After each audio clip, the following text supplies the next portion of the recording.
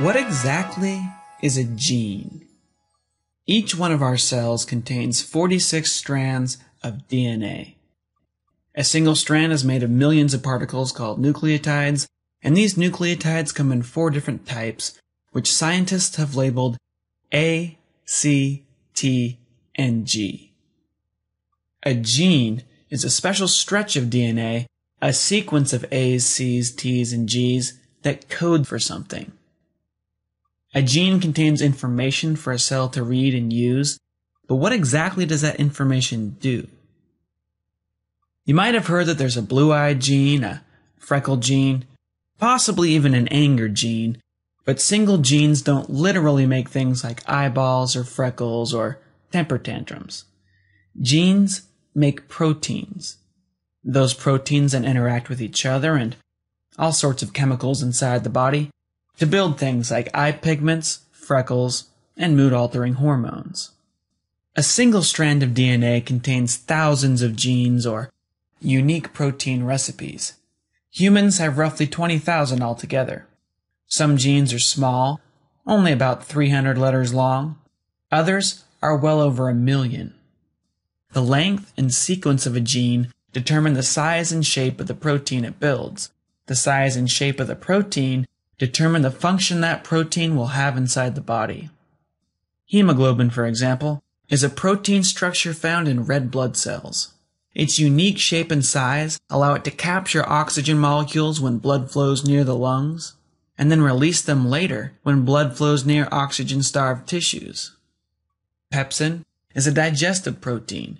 Its unique shape allows it to break down food inside your stomach so it can be absorbed by the body. Keratin is a structural protein. Its unique shape and size allow it to link together with other keratin proteins to form hard structures like fingernails, claws, and beaks. Different creatures have different genes, which is ultimately why their bodies look and function differently. But one of the many reasons scientists believe all life on Earth is related is that the basic DNA code, the language of A's, C's, T's, and G's, is pretty much the same for all living things. Many creatures even share some of the same genes. You might not be too surprised to learn that humans and chimps, which are closely related, share 96% of their genetic code. But what would you think a lowly fruit fly has in common with a beautiful swimsuit model? Surprisingly, about half of its genes. Because all creatures use DNA in pretty much the same way, genetic engineers have found that if they take a gene from, say, a bacteria cell and insert it into the DNA of an animal or a plant cell, that animal or plant cell will then read the new gene and produce the bacterial protein.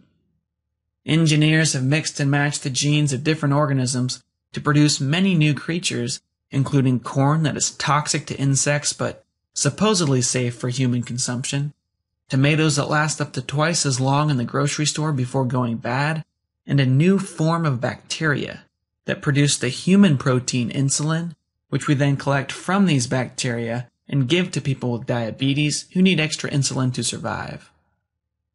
So just to sum things up a bit, what exactly is a gene?